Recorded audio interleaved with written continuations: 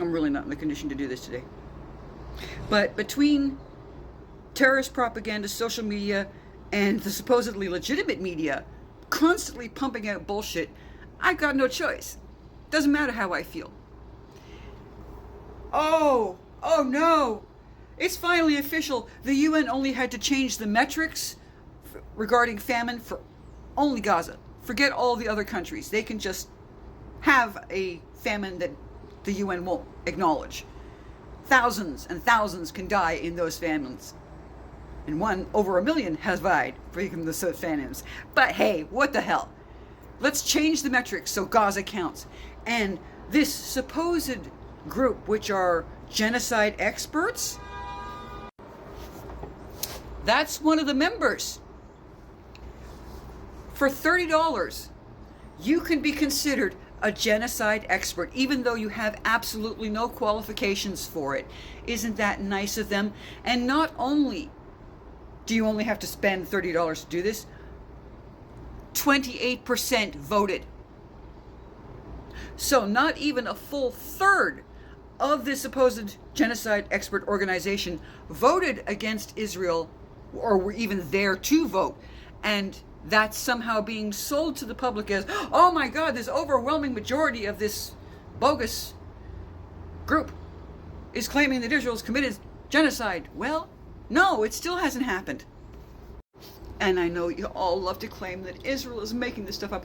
Yes, the victims. It's always the victims that are making shit up. Never possibly the abusers. Hamas commander killed in Lebanon.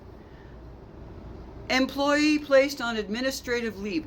The terrorist that was working for the United Nations organization that only deals with Palestine, really.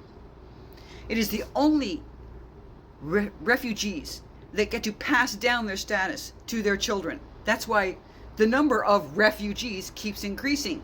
If they are refugees, they are from other countries. Where are they from? Those countries actually have the right should be taking them back.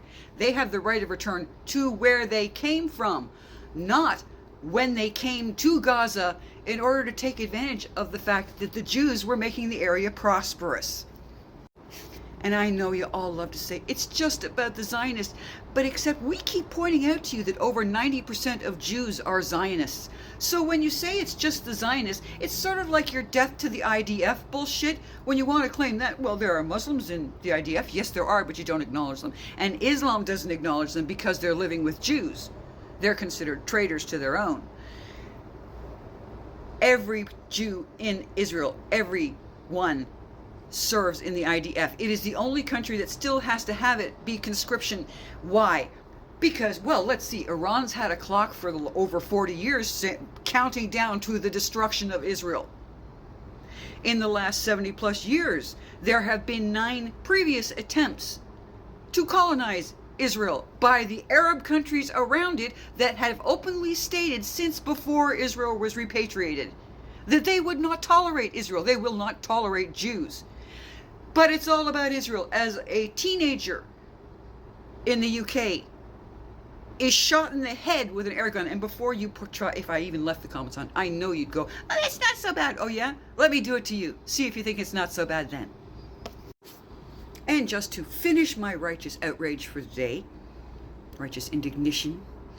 Yes, I am indignant. I have a lot of indignation. Belgian doctor writes Jewish on 9-year-old patient. Let's see, what is one of the first things you do when you're creating your own new Holocaust? You make sure you dehumanize.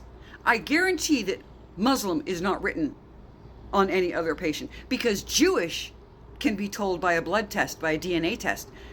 Islam can't. Judeo-Christianity can't. That's because those are colonizing religions.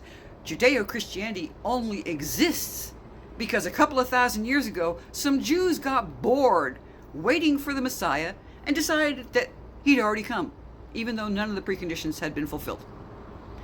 That is why so much of Judeo-Christianity is plagiarized from Judaism, and Islam plagiarized from Judeo-Christianity, which is why there are Jewish parables and expressions in the Quran.